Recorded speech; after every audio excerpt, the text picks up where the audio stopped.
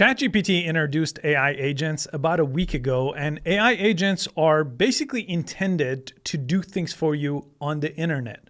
So they could take over a virtual computer, they could think, they could reason, and they could do deep research, and then combine that with the power of the agent to actually click things, fill out boxes. All of that sounded good. So I spent about a week trying to make a video to show you all kinds of different useful ways to use ChatGPT agents. And I gotta be honest, after trying all kinds of different things, sitting through all kinds of long waits, I only have maybe a couple of different things that I could recommend where ChatGPT agents make sense, right? So the whole point of this channel is I show you practical applications for using different AI tools. ChatGPT Agent might be one of the most disappointing updates that I've ever seen come out of ChatGPT. They usually really blow me away by their updates.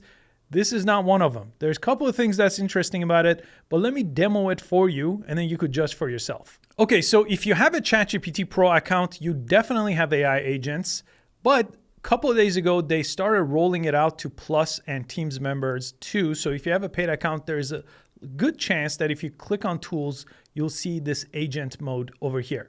Now, here's one of my favorite parts of this agent mode. You usually, if you haven't used any type of AI agent platform, you're not really sure what AI agents can actually do. I've made a ton of videos about AI agents. I cover a ton of different useful AI agent platforms. N8N, Lindy, Make, Zapier, there's a ton of other ones too. But let's see what AI agents inside of ChatGPT could do. So they broke it down into these 5 categories, right? These suggested categories just give you some options over here. It could also create reports for you. It could take actions for you on websites. Like for example, this one says review and prioritize my inbox after a vacation. They could create spreadsheets for you. So that's another thing an AI agent could do. And they could do presentations and give you a PowerPoint output. Okay. So I'm going to show you some examples. I ran a ton of different examples, some of these suggestions, some on my own. So just to simplify what agents are in this case and how they came together, ChatGPT, if I click over here, they have something called deep research. Now, deep research inside of ChatGPT and other AI apps like Google Gemini have this too, is one of my all-time favorite AI updates. It goes and searches dozens, sometimes hundreds of websites, and it gives you a really solid answer after 10, 12 minutes sometimes, right? Great in text format. Well, then they had something called ChatGPT Operator, which I covered in a different video. I was also very disappointed in that too.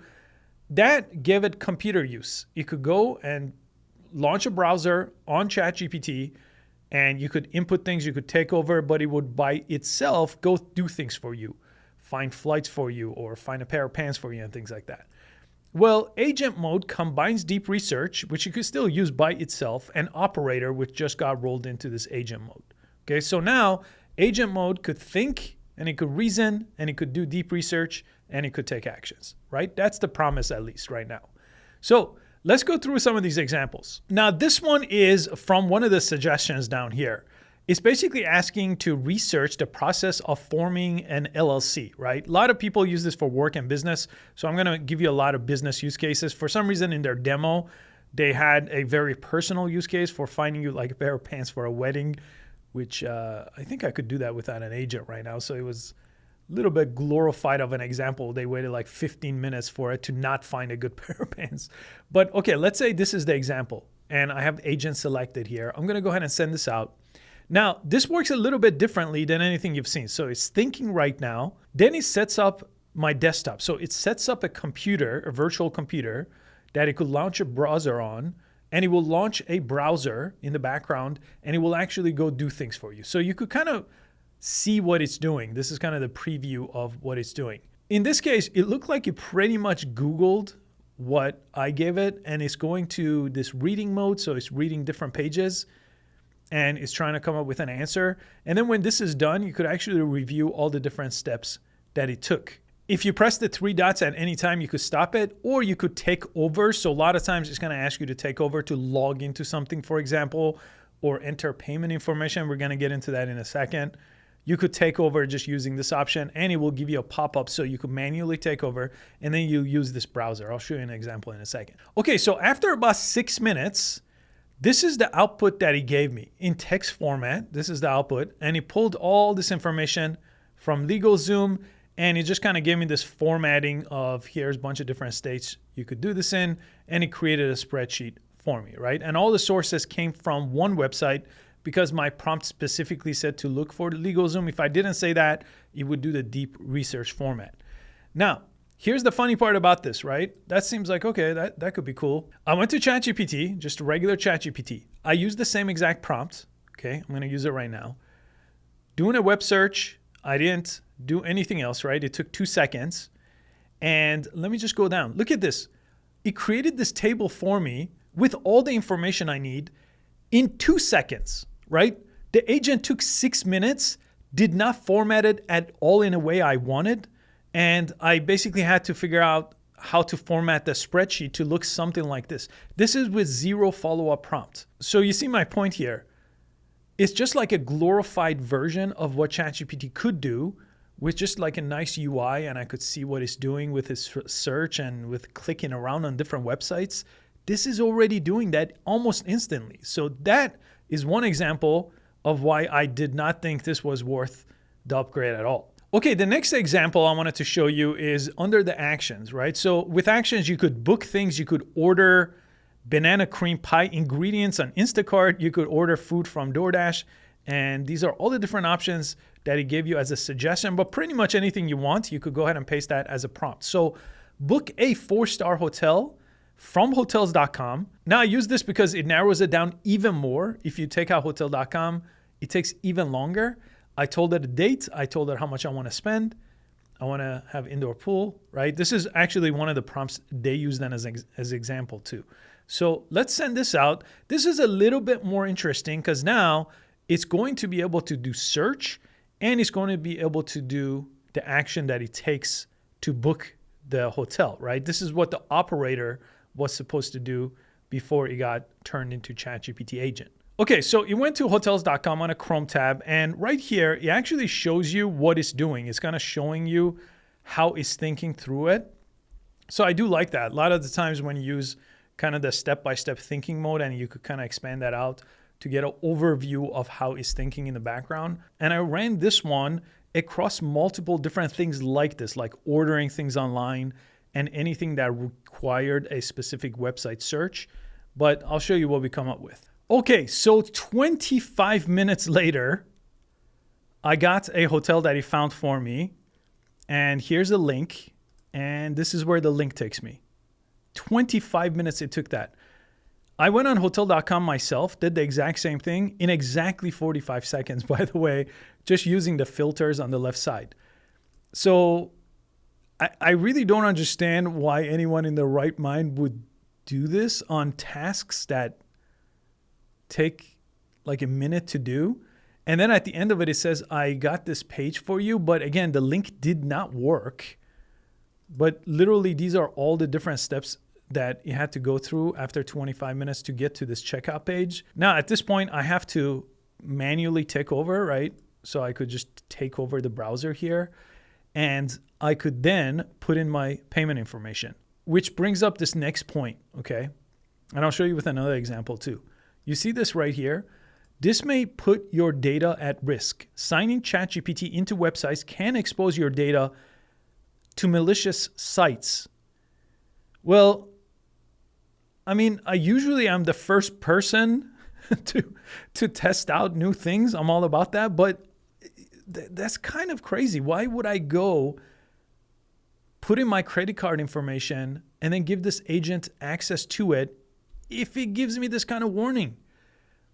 Right? This is a virtual browser. This is not literally on my computer. This is the browser that's on their computer, and it's highly delayed. I'm just going to press continue to show you this.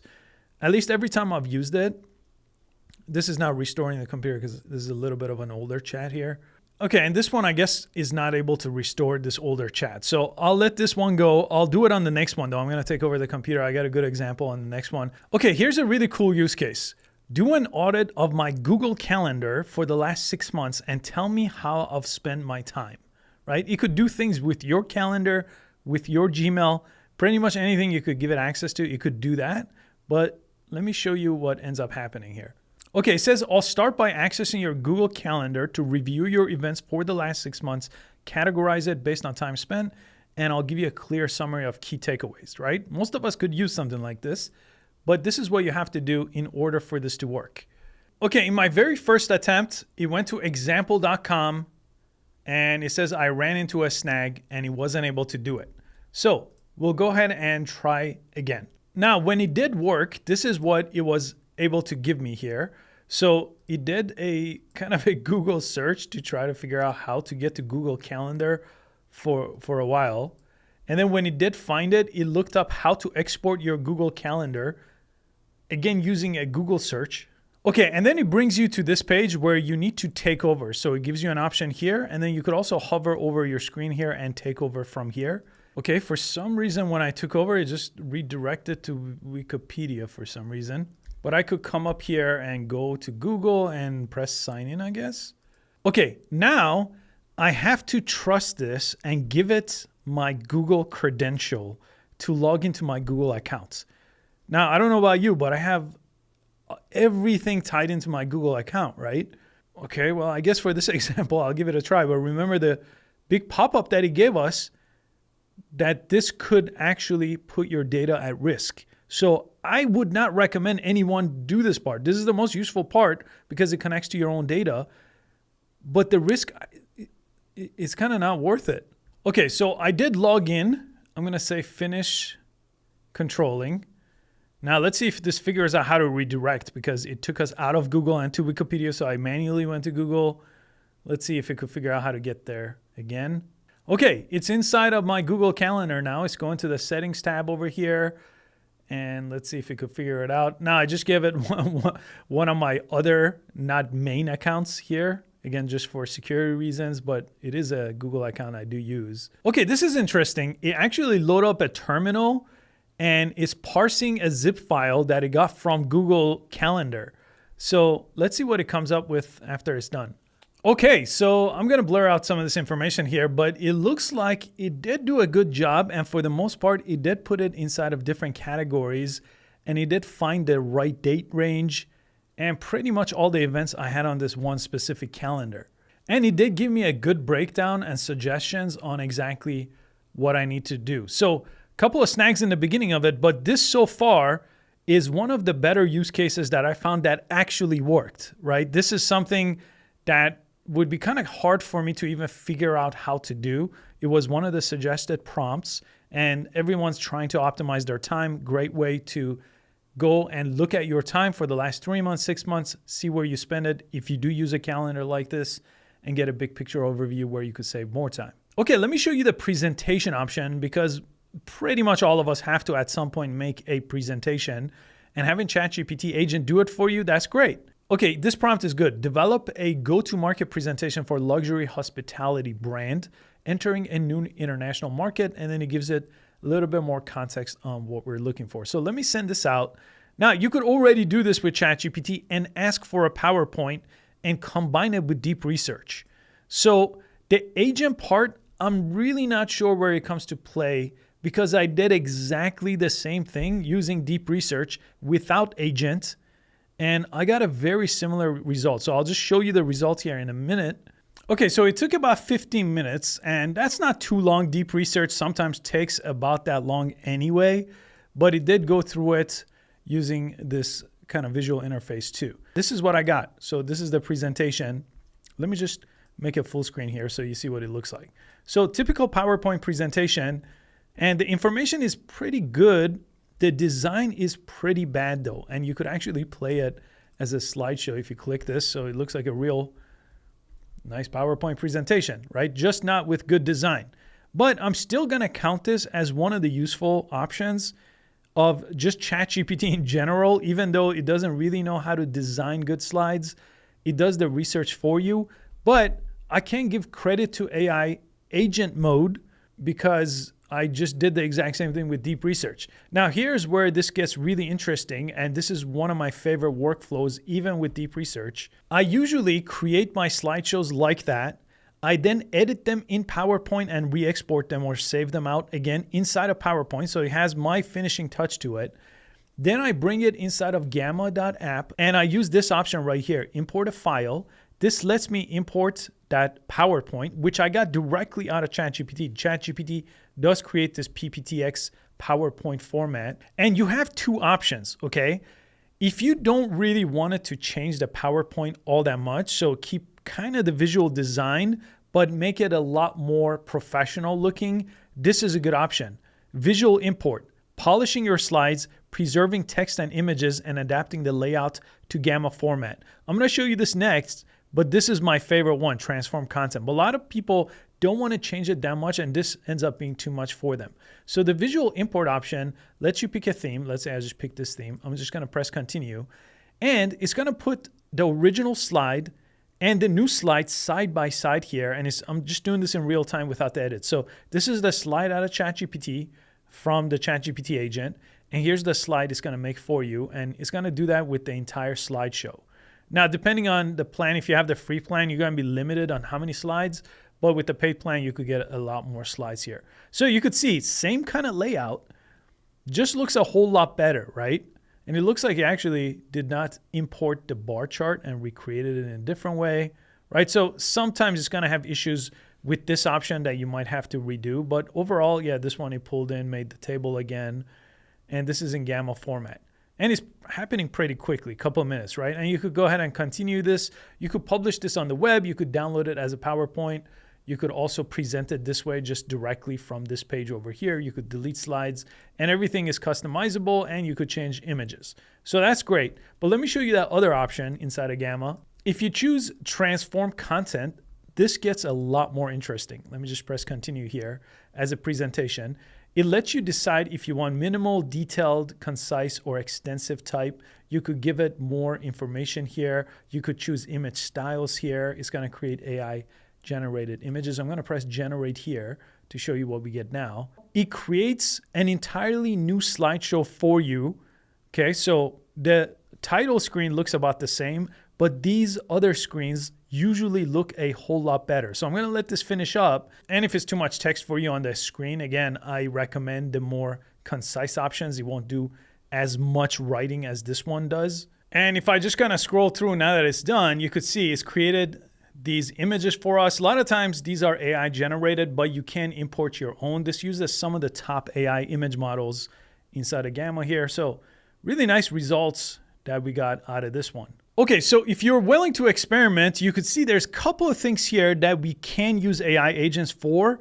But as I mentioned, a lot of that is just from deep research. So you don't really need the agent part. The agent part comes in with the operator section of it, where it takes over the computer and it could input things. But you have to be okay with the issues when it comes to malware and whatever they warned us about in that pop-up. Let me show you what Sam Altman said in their own demo. And this is why I'm just not willing to give it credit card information and let it buy things for me or even log into things like my main Google account. As Casey mentioned, although this is an extremely exciting new technology, there are new risks. People learned how to use the internet generally pretty safely, although of course there's still scammers and other attacks. People are going to need to learn to use AI agents, and society is going to need to learn to build up defenses against attacks on AI agents as well. So we're starting with a very robust system, lots of warnings. We will relax that over time as people get more comfortable with it, but we do want people to treat this as a new technology and a new risk surface and use all of the caution that Casey talked about. Okay, I've been covering ChatGPT since December of 2022, and I gotta tell you, this is one of the most disappointing upgrades. And then on top of that, they rolled this out into a $200 plan that a lot of people got just for this option. And it's the most beta product that I've ever seen with potential security risk.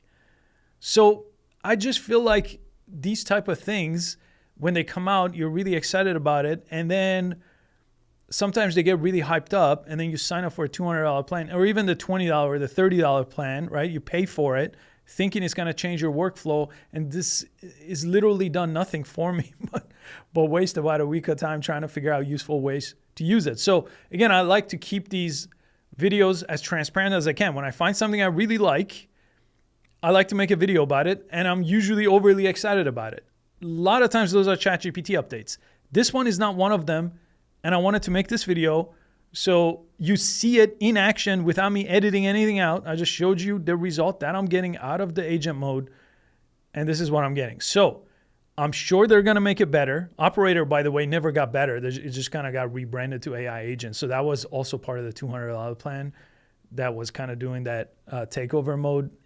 Didn't really work. So I get why they have to release things in kind of beta mode, but this is just, I don't know. Anyway, let me know what you think of it in the comment section. Hopefully this sheds some light on it for you. I'll see you on the next video.